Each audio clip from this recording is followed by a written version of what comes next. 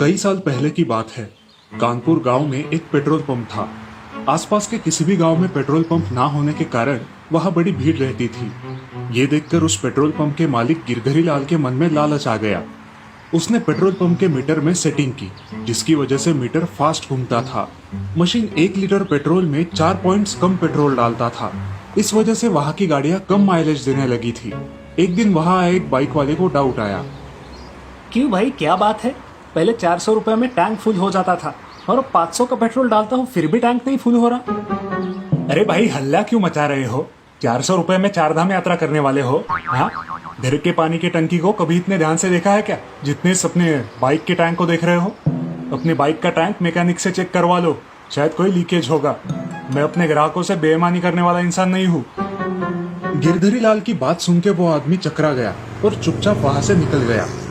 उस petrol pump पर मिट्ठू नाम का एक आदमी एक बड़ा कैन लेकर रोज पेट्रोल लेने आता था। कैन में पेट्रोल भर लेता और गांव के बाहर एक ठेले पे छोटी बोतलों में 1 लीटर पर 10 रुपए ज्यादा लेके पेट्रोल बेचता था। एक दिन मिट्ठू ने गिरधरी लाल से शिकायत की। सेठ जी, लगता है आजकल आपके पेट्रोल पंप के कर्मचारी कम पेट्रोल डाल रहे हैं। आप तो जानते हो मैं 1 लीटर की बोतल में पेट्रोल बेचता हूँ।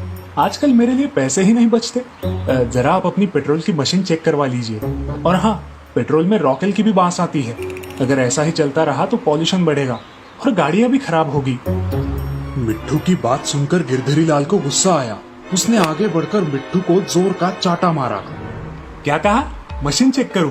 अब तू मुझे सिखाएगा क्या सही क्या गलत? सड़क पर पेट्रोल बेचने वाला आज मुझे सीख दे रहा है। हाँ, मैं बेईमानी करके पेट्रोल बेचता हूँ। क्या कर लोगे? सड़क पर इलीगल पेट्रोल बेचने के जुर्म में तुम पर केस कर दूंगा और तुम्हें जेल भिजवा दूंगा। याद रखना। निकलो यहाँ से। गिरधरी लाल की कड़वी बातें सुन के मिट्ठू को बहुत गुस्सा आया और उसने गिरधरी लाल को सबक सिखाने की ठान ली। अगले दिन मिट्ठू ने एक स्पीकर वाला ऑटो लिया और आसपास के सारे गांव में खबर फैला दी कि आज रात से पेट्रोल के दाम दुगने होने वाले हैं। बस कुछ ही घंटों में गिरधरी लाल के पेट्रोल पंप पर गाड़ियों की भीड़ हो गई। Car, truck, tempo, road roller सारे लाइन लगा के खड़े हो गए। अचानक हुई भीड़ देखकर गिरधरी लाल कंफ्यूज हो गया। अरे ये क्या, इतनी सारी गाड़ियां आज एक साथ क्यों जमा हुई है पेट्रोल डलवाने? उस दिन पेट्रोल पंप पर काम करने वाला लड़का नहीं आया था, इसलिए गिरधरी लाल को खुद गाड़ियों में पेट्रोल डालना पड़ा था।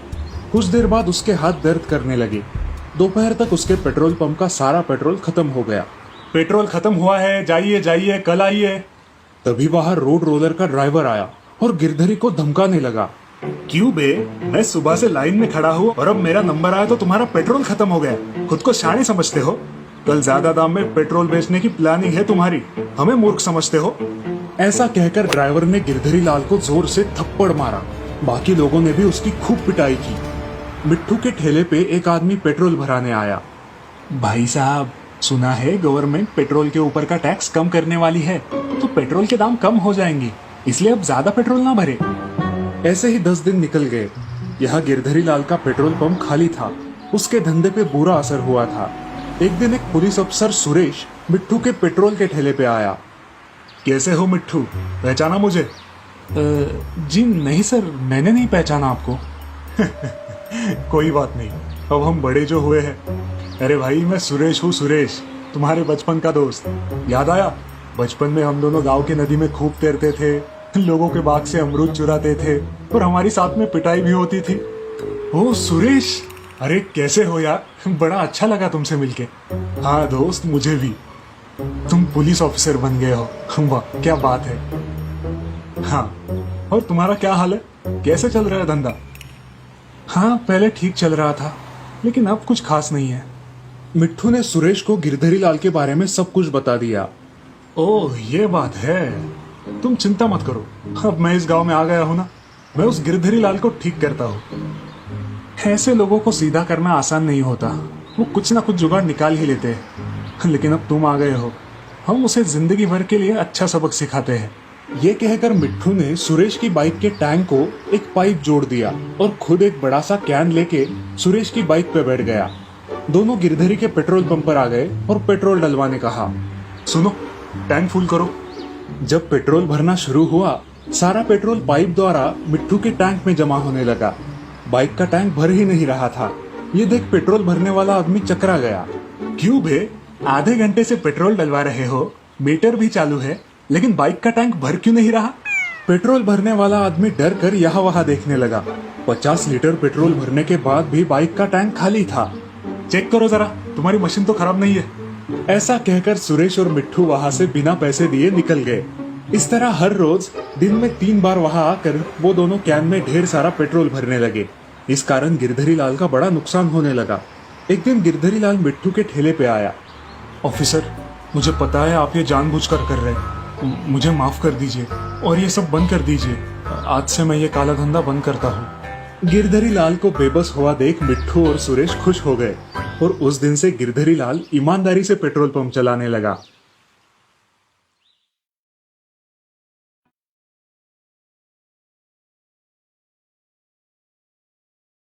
मुन्ना, किरण, श्रेयस और तुषार बचपन के जिगरी दोस्त थे। चारों के पिता बड़े बिजनेसमैन थे। पैसों की बिल्कुल भी कमी नहीं थी, लेकिन इनमें से किसी को पढ़ाई लिखाई में इंटरेस्ट नहीं था। खाना, सोना, इधर उधर भटकना, इसी में सारा दिन बिताया करते थे। आज की मूवी तो सुपर कूल थी यार। क्या स्टंट किए हैं ऋतिक ने, वाओ। हाँ, मैं भी सोच रहा हूँ पापा को पटा के एक फिल्म प्रोड्यूस कर दूं। पहले एक्टिंग तो सीख ले बेटा, फिर हीरो बनना। एक्टिंग की क्या जरूरत है, डांस तो ऋतिक से भी अच्छा करता हूँ ना। अरे वो सब छोड़ो, कल के एग्जाम का क्या करना है? मैंने तो पिछले 10 दिन से किताब भी नहीं खोली। ओह शिट यार, कल के एग्जाम का तो मैं भूल ही गया। अचानक चारों को कल के प्रीलिम एग्जाम के बारे में याद आता है और चारों टेंस्ड हो जाते हैं। ओह गॉड, टीचर ने मेरे पापा से कंप्लेंट की तो मेरी फिल्म घर पे ही बन जाएगी। हाँ यार, मेरे पापा तो मेरा पॉकेट मनी, बाइक सब बंद कर देंगे। चिल डूड, क्यों इतना पैनिक हो रहा है? ये किरण है, तब तक तुम्हें डरने की कोई जरूरत नहीं। वो सभी परीक्षा के लिए बिल्कुल तैयार नहीं थे, इसीलिए वो परीक्षा से बचने के नए तरीके ढूंढने लगे। यस, एक आइडिया है, चलो मेरे साथ फटाफट। चारों दोस्त एक मैदान में आ जाते हैं जहाँ काफी कीचड़ है। अब हमें यहाँ क्यों लाए हो किरण? प्लीज यार, मेरा क्रिकेट खेलने का बिल्कुल मूड नहीं है। हाँ, ऑलरेडी मेरी फट गई है। हर जगह पापा ही दिखाई दे रहे हैं। ओम शांति ओम। सब अपने अपने कपड़ों पर ये कीचड़ लगाओ। हैं? कहीं तुम पागल तो नहीं हो गए? अरे लगाओ तो। किरण के कहने पर उन चारों दोस्तों ने बिना सोचे समझे अपने कपड़ों पर कीचड़ लगा लिया। इस प्रकार गंदे हालत और पसीने से लथपथ चारों दोस्त अपने टीचर के घर पहुंच जाते हैं। अरे ये क्या हालत बन गई है तुम्हारी बच्चों, सब ठीक तो है?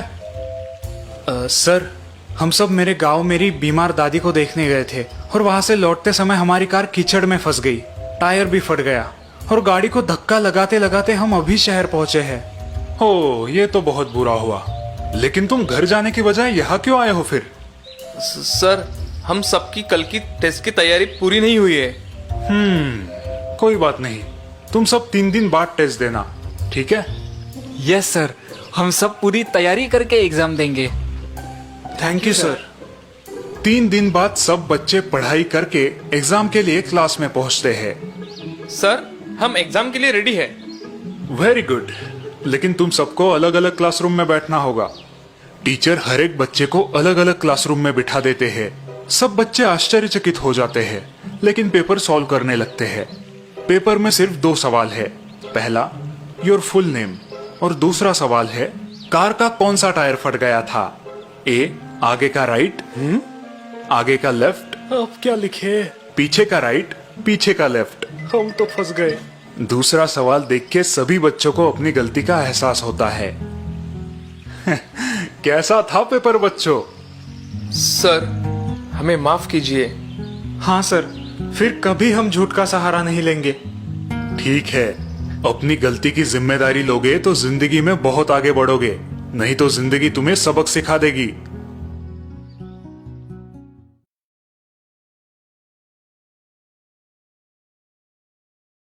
एक गांव में मुंगेरी लाल अपने बेटे संजय के साथ रहता था।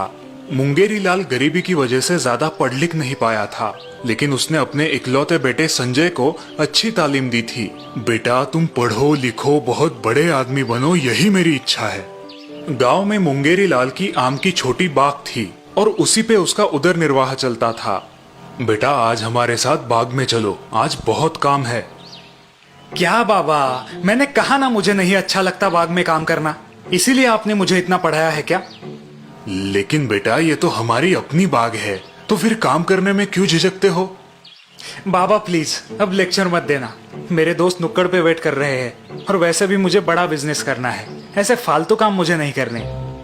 मुंगेरी लाल को लगता था कि संजय को इसी आम के घरेलू व्यवसाय को बड़ा करना चाहिए, लेकिन संजय सिवाय बड़े बड़े सपने देखने के कुछ काम नहीं करता था। दिन भर गांव में दोस्तों के साथ मटर गश्ती करना, नुक्कड़ पे अड्डा जमा के वक्त बर्बाद करना, बड़े बड़े डिंगे हाँकना, यही उसका रूटीन बन गया था। आ गए रामगढ़ के बिजनेस टाइकून। टाटा बिरला के बाद हमारे संजय जी का ही नाम लिया जाएगा भाई। हाँ, वो तो है भाई लोग, इसीलिए बड़े बड़े सपने देखता हूँ यार, वो भी डे एंड नाइट। देखना तुम, एक दिन इसी गांव में आसमान छूती बड़ी हवेली होगी मेरी। संजय के गैर जिम्मेदार बर्ताव के कारण मुंगेरी लाल परेशान थे। 1000 बार समझाने के बाद भी संजय पर कोई असर नहीं हुआ था। काश आज संजय की माँ जिंदा होती, पता नहीं कब अपनी जिम्मेदारी समझेगा ये लड़का। इतने में मुंगेरी लाल के चचेरे भाई हरिमल घर आते हैं। उन्हें देखकर मुंगेरी लाल बेहद खुश होते हैं। कैसे हो छोटे, कितने साल बाद मिल रहा हूँ, चेहरा क्यों उतरा है तुम्हारा? कुछ नहीं भैया, ऐसे ही थोड़ी संजय की चिंता हो रही थी। मुंगेरी लाल से हरिलाल को संजय के गैर जिम्मेदार बर्ताव के बारे में पता चलता है और साथ ही साथ ये भी पता चलता है कि संजय को आम रस बहुत ही ज्यादा पसंद है। बस हरिलाल के दिमाग में संजय को सबक सिखाने की एक कल्पना आती है। संजय बेटा, आज दोपहर को जल्दी घर आना। क्यों चाचा जी, मुझे दोस्तों के साथ फिल्म देखने जाना है। अरे सुनो तो, आज दोपहर के भोजन में मैं तुम्हारे लिए खास आमरस पूरी बनाने वाला हूँ। सच में चाचा जी? फिर तो मैं जल्द ही घर आऊंगा। ऐसा कहकर संजय रोज की तरह नुक्कड़ पर चला जाता है। दिन भर बाहर टाइम पास करके संजय खुशी खुशी घर आता है। खाने का समय हो गया, लेकिन खाना तैयार नहीं है, सारे बर्तन खाली है। संजय सोच में पड़ गया। कहाँ गए ये लोग? पेट में चूहे दौड़ रहे हैं। भैया वो देखो संजय आ रहा है, अब क्या करे? तुम बस देखते जाओ छोटे। अरे ये तो यहाँ पर गप्पे लड़ा रहे हैं। बाबा, चाचा जी, भूख के मारे मेरी जान जा रही है और आप यहाँ गप्पे मार रहे हो। कहाँ है आमरस? मंगेरी लाल ने हरिलाल की तरफ इशारा किया और हरिलाल ने पेड़ के नीचे रखे उस पतेले की ओर। ये क्या चाचा जी, पतेली आम के पेड़ के नीचे क्यों रखी है? अरे बेटा, आमरस पेड़ से टपकने की राह देख रहे हैं 4 घंटे से। ये कैसा मजाक है चाचा जी, भूख से यहाँ जान चली जाएगी मेरी।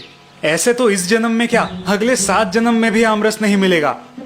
अब की ना पते की बात तुमने बेटा, यही बात तो मुंगेरी तुम्हें कब से समझाने की कोशिश कर रहा था।